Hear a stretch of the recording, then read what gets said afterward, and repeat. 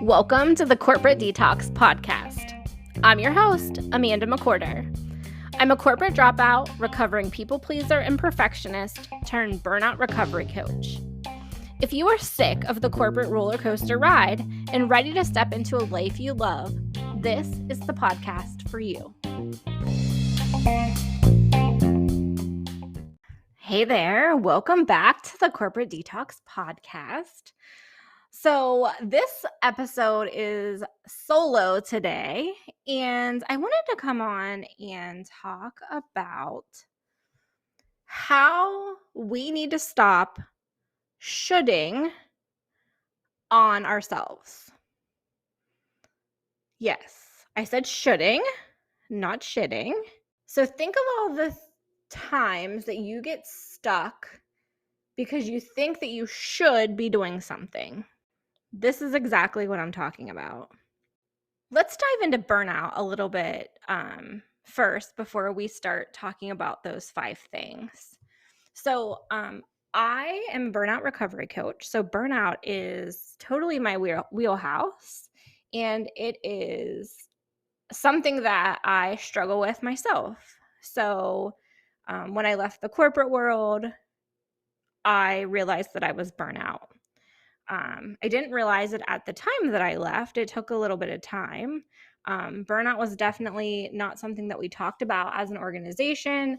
I really didn't have time outside of work to realize what was going on, and it was just so normal to me, living like in that hustle and grind mentality all the time. So a lot of what I do in my coaching with clients is the exact medicine that I have needed or still need to this day on my own journey. And this podcast is a perfect example of that. So, when it comes to burnout, the World Health Organization in 2019 recognized burnout as an occupational phenomenon, meaning that burnout happens resulting from chronic workplace stress that has not been successfully managed. So when you think of that definition by the World Health Organization, it directly calls out the workplace stress. But I'm here to tell you today that burnout is two-sided, right? It not only comes from external factors like workplace stress, but it also comes from internal factors. And that is exactly what these 5 things that I'm going to talk about in this episode are. They're all internal. So, if you are someone that is unsure if you're burnout, maybe you feel depleted, maybe you're exhausted, you are mentally distant from friends, family, at work. Your life has become quite cynical when it comes to not only the professional side of you, but also the personal side of you. You might feel that you're not as competent anymore, right? Or effective when it comes to work specifically, but also for things in your personal life. Burnout is something that is so rampant, especially here in the United States, and particularly with women. We have to be able to recognize when we are burning out, when we've reached that stage, and honestly, it just has so many negative effects. So I could go on and on for, I could do seasons upon seasons strictly on burnout. But today we're just going to talk about 5 ways that you're causing yourself to burn out. I actually did this talk yesterday. I'm recording this on a Sunday. I did a talk on Saturday to a great group of women. And when I looked out into the audience, it was really clicking with folks. I saw some people get quite emotional. There was tears flowing. And I hope that when you listen to this today, that it just helps you reflect on, things that you're causing yourself when it comes to stress and burnout. So the first should that we're going to talk about today is the thought that you should be all things to all people. So think about how many times you personally feel like you have to swoop in and save the day for others, right? Maybe it is picking up an extra project at work, covering a shift for someone. Maybe it's volunteering, doing something for family members. It could be as simple as like always being the person in your household that's swooping in to save the day. This is a good example of us trying to be all things to all people. When you feel like you have to be all things to all people, or you should be, this is coming from a place of people pleasing. I can say this from personal experience. People pleasing is something that I still struggle with to this day, although over the last couple years, I have really tried to work on better boundaries and a lot of the things that we're going to talk about today, but I can tell you that I still fall into that. I'm not perfect. And when I say that what I deliver to my clients is the medicine that I need on my journey, I mean it as recent as, I did this talk on Saturday to this group of folks. And I mean, even on that Thursday before the talk, I was like stuck in this cycle of shoulds in my head. So the thought of I should be all things to all people comes from a place of people pleasing, a place of not wanting to let people down. And quite honestly, it is totally impossible. You cannot be all things to all people. I'm going to repeat that again because I know that somebody listening to this today needs to hear it. You cannot be all things to all people. You just can't. Like, if you feel like you can, you're chasing this like cycle that you're never going to reach that. You can't be all things to all people. Okay? This is causing you to burn out. It's causing stress in your life. The second should that I'm going to talk about today is the thought that I should be able to do it all. I should be able to do it all. Are you that way? Do you think that you should be able to do it all? I come from what I like to say is a long line of DIYers. We think we can do it all. This is something that is like, for me, on both sides of my family, like constantly the person that, like, we are the people that don't ask for help, but we are always wanting to help others, right? A couple years ago, I sat in a master class with a coach of mine, and the master class was on receiving. And I really didn't understand, why I felt like this nudge to be on, on the Zoom call for this master class. But I personally got some hot seat coaching around receiving. And what it boiled down to was ingrained in me from the time I was a child is that I can do everything. I can do it all. I should be able to do it all. And while that's a great thought of empowerment, it's also causing a receiving block for a lot of folks. And I was one of those. I struggle to receive. I struggle to receive help. I'm a control freak. I'm a perfectionist. And all of those directly relate to the thought that I should be able to do it all. And I know I'm not alone. I know there's a lot of people listening to this that are the same way. You don't have to do it all. You're not expected to. There are people out there that are just waiting to help you. Literally, there are people that like there are jobs and, businesses and services for almost anything that you need. But besides that, there are people in your life that want to help you. I want to talk about this from a point of leadership. As a leader, if you have the thought that you should be able to do it all, you're actually stunting the growth of your business, of your organization, of the people around you. This is not just for entrepreneurs. This is, for people in corporate spaces, nonprofit spaces, anywhere, right? Even inside your home. As a leader of your home, leader of your family, you having the thought that you should be able to do it all is not helping the people around you. It's impacting their confidence, their trust. And let's be real, it's setting up what I think is a poor example for those to come, right? For our children, for the people in our organizations that look up to us as leaders.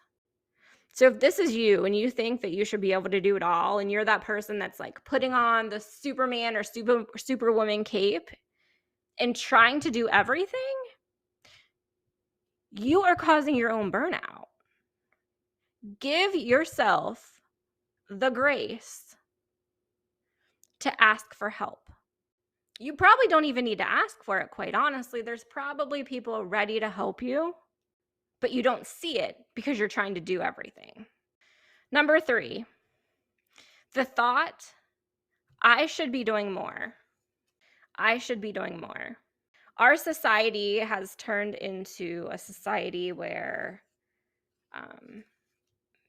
it's almost like people gain some sort of badge for being the busiest, right? We have corporations that the people that are getting promoted are the people that are doing, working long hours, not taking their vacation, not taking days off. And it's really easy to see everyone else doing that and feel like you should be doing more. What if I told you that actually doing less would breed more success in your life? Doing less would breed more happiness in your life. Would you believe that thought? And how does that feel in your body when I say that? So if you're a person that feels like you should be doing more all the time, there's a couple of things I want you to think about. You're most likely living in this constant, jacked up nervous system state, right? Constant adrenaline. And anytime there is downtime for you, it might get a little uncomfortable. You might get uncomfortable. You might be trying to find things to fill your schedule. Find more to do. If you cannot sit and do nothing and sit with your thoughts, that should be a real big indication for you that you need to sit with your thoughts. And that thought of I should be doing more is causing more stress. It's causing more anxiety. And it is causing burnout in your life. Number 4, the thought, I should be achieving things. I should be achieving things. So let's talk about this, not just from a place professionally, but even just growing up as a human being, right? Our society has taught us that we should go to school, we should graduate high school, we should go to college or trade school, we should get a full-time job, we should get a house, we should start a family, we should keep getting promoted, keep getting raises, keep taking on more responsibility, keep achieving, keep going and going and going. And it's once we achieve a certain level of things, right, we wouldn't even stop to appreciate what we've accomplished. We're reaching for the next thing constantly. We're constantly looking at the next thing. right? That is just causing constant stress in your system. It is causing you to burn out. I was that person. It was almost like my life was like ticking off a checklist, right? Of all the shoulds that I should be doing. I graduated college, got a management position, started getting promoted, got married, built a house, had a child. I still wasn't happy, right? I couldn't even enjoy sitting in my nice new house because I was working 70 hours a week. So that constant thought that you should be achieving things all the time. Do you have amazing time with your family? Right? Do you feel like you're living your best life? If you truly feel like you're living your best life, that's like the life that you dreamt of, and you get quality time with the people that matter the most, then give yourself a big pat on the back right now. And for those of you that it doesn't feel good, you need to look at what that thought of I should be achieving things is doing to your life. Okay, number 5. The thought that as a woman, nurturing should come easily for me. So ladies, I'm speaking specifically to you for this one.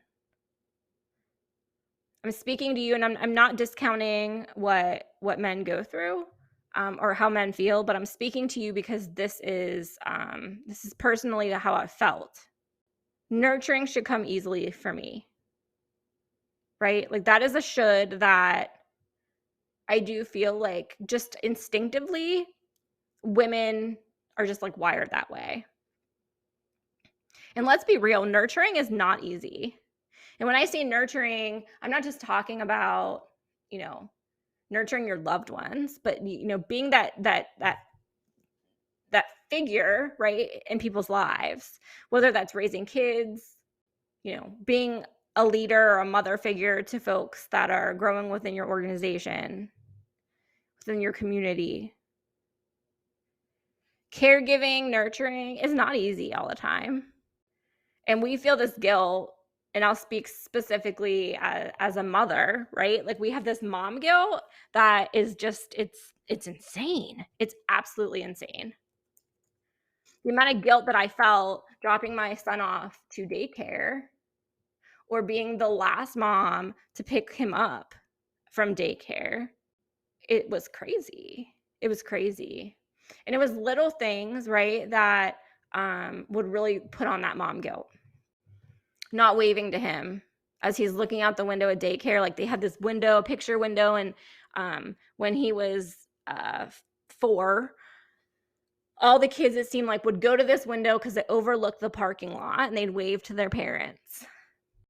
One morning, I was so consumed with, I can like feel this in my heart right now as I'm talking about it. I was so consumed because I had to get on a conference call.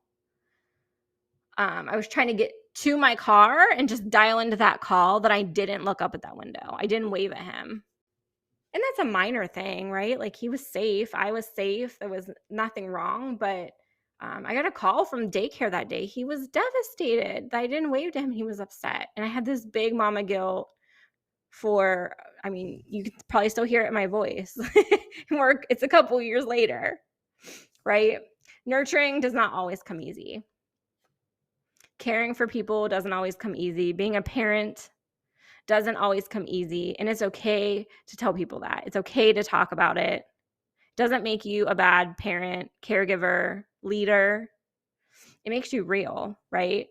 And that thought of it should be easy, right? I should be able to wear all these hats all the time and do everything to the best of my ability and everything goes smoothly. Like those thoughts are causing you to burn out. So I'm going to recap those real quickly. So those 5 ways that you're causing yourself to burn out, the thoughts, right? The shoulds. Number 1, the thought, I should be all things to all people. Number 2, I should be able to do it all. Number 3, I should be doing more. Number 4, I should be achieving things. And number 5, nurturing should come easily for me. So if this resonates with you, it is time to make some changes. And I would love to walk that walk with you. I have open membership right now for my corporate detox community. And while this is, there's a lot of content in there geared towards professionals, it is not just for professionals. It also has sections that are geared towards the internal factors, like the shoulds, that are causing your burnout. Okay. So if you're interested, I will drop the link in the show notes. And I really hope that this episode served you today. I hope that it sunk in. I hope that you can take away at least one of these 5 things, right, that kind of resonates with you and that you can make some change on starting today. So thanks for listening as always. And I will talk to you on the next episode.